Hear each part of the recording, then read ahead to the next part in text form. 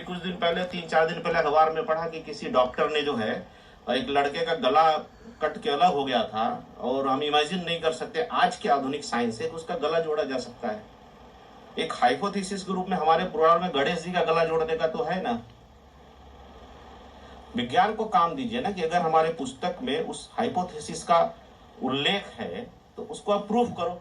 अगर वो प्रूफ कर देंगे तो उनको पता चल जाएगा हम बेस्ट हैं यूरोप से। तो यूरोप तो ये काम करेगा नहीं, तो हमें ही जिम्मेदारी लेनी पड़ेगी।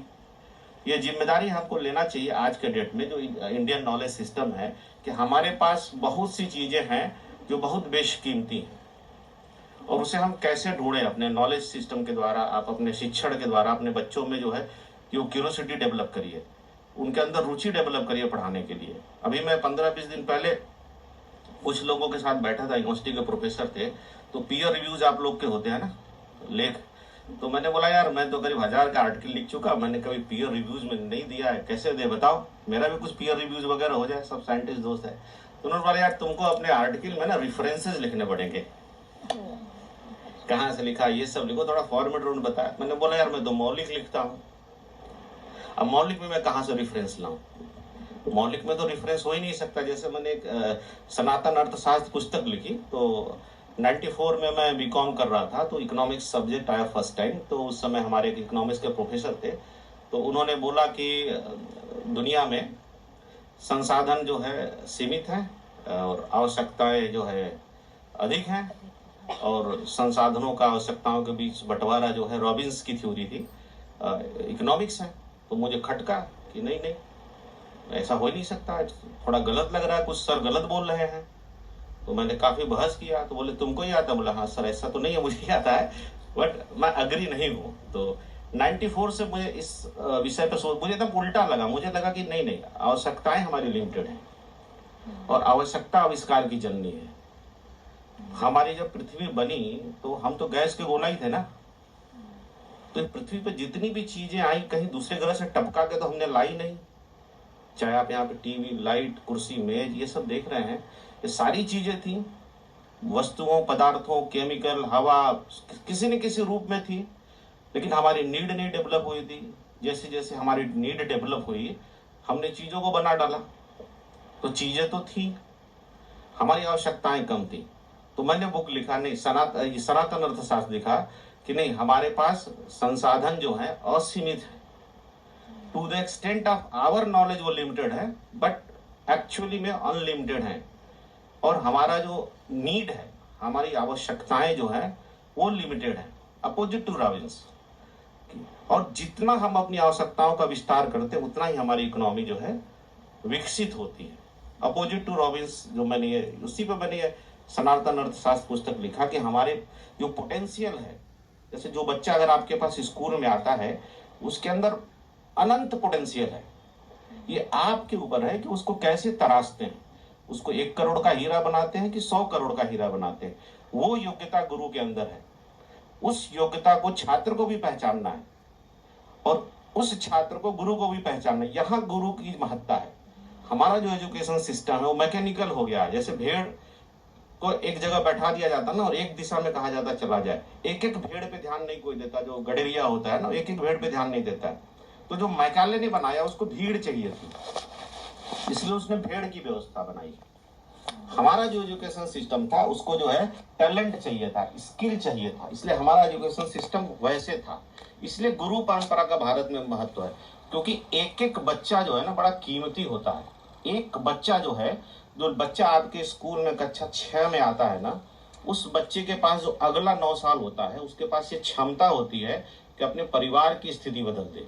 अगर वो किसी सामान्य घर से आ रहा है या गरीब घर से आ रहा है तो उसके अंदर एक क्षमता होती है कि वो अपने परिवार का भविष्य बदल दे, और वो जिम्मेदारी हमारे साथ भी साझा उसके परिवार वाले करते हैं। अगर माता पिता अपने बच्चे को यहाँ पे आपके स्कूल में 6 साल के लिए, 9 साल के लिए जमा करते हैं तो इस विश्वास से करते हैं कि वो बच्चा आपके स्कूल से निकलेगा तो अपने खुद के जीवन में, अपने परिवार के जीवन में, समाज के जीवन में कंट्रीब्यूशन देगा और अपनी लाइफ को बेहतर से बेहतर बनाएगा और अपने लाइफ में चेंज लाएगा। इस उद्देश्य के साथ कोई टाइम पास करने के लिए अपने बच्चे का बहुमूल्य जीवन आपके पास नहीं छोड़ता है।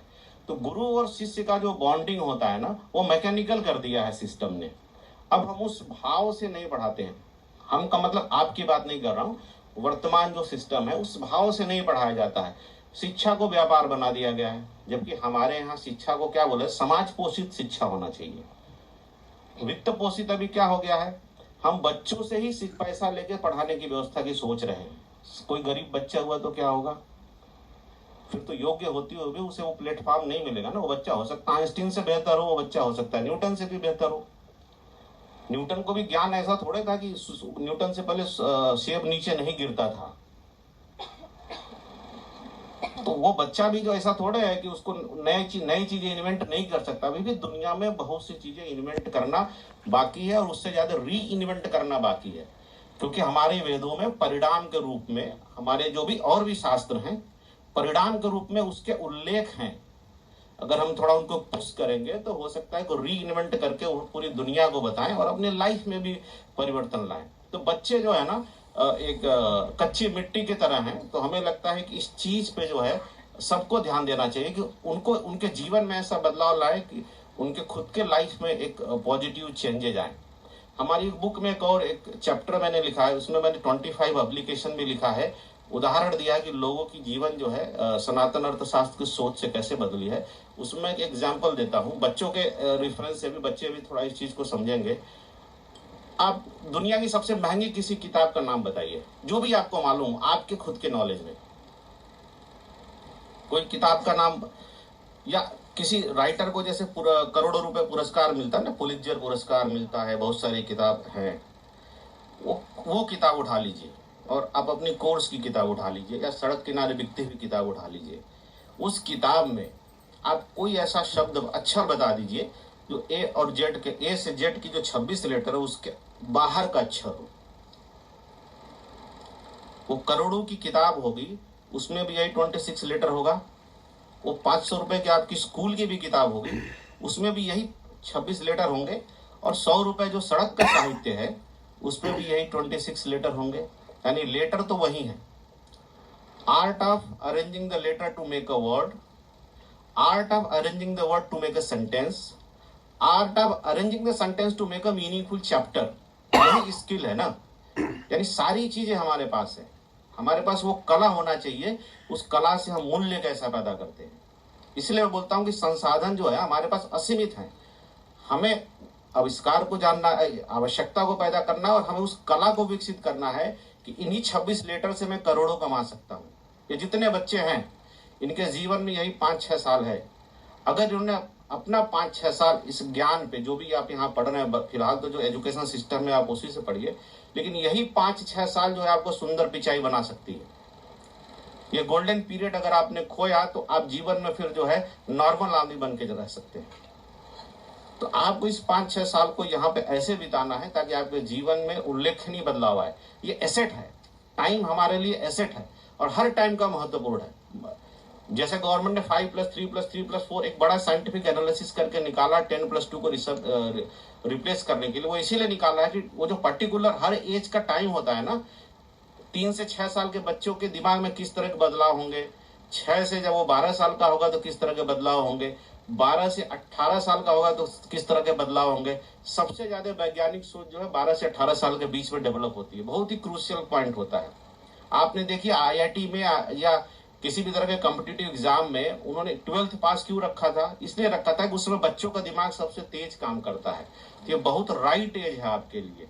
इस समय का सदुपयोग करिए और अपने परिवार के लाइफ को बदलिए। और इस काम में जो गुरु की जिम्मेदारी है, मैं आशा करता हूं कि सारे गुरु जो है वो उस जिम्मेदारी को निभाएंगे।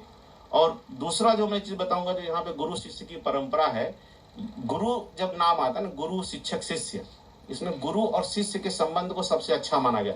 शिक्षक हमेशा मैकेनिकल व्यवस्था से आता है, 1 घंटी गया, पढ़ाया, निकल गया, फिर वो दूसरे क्लास में जाएगा, इमोशनल बॉन्डिंग नहीं होती है। लेकिन जब हम गुरु शिष्य बोलते हैं तो गुरु जो है कंप्लीट केयर करता है। वो उस शिष्य की सारी परेशानियों को जानता है, वो उसके प्लस माइनस को भी जानता है, वो वैल्यू एडिशन करना चाहता है, उसको तराशना आता। शिक्षक का काम तराशना नहीं है, वो एक मास स्केलिंग पे 100 बच्चों को पढ़ाएगा, निकल जाएगा। लेकिन गुरु को एक एक बच्चे को तराशना आता है। इसलिए गुरु शिष्य की परंपरा भारत में हमेशा से रही है। क्योंकि वो एक एक बच्चे को तराशता है। तो हमें उसी गुरु शिष्य की परंपरा को इसी सेटअप में एक एक बच्चे पे ध्यान देते हुए, उसका कंप्लीट केयर करते हुए, उसको कंप्लीट एजुकेशन देते हुए समाज की एक संपत्ति के रूप में बदलना है। इन्हीं सब शब्दों के साथ मैं अपनी वाणी को विराम देता हूँ। नमस्कार।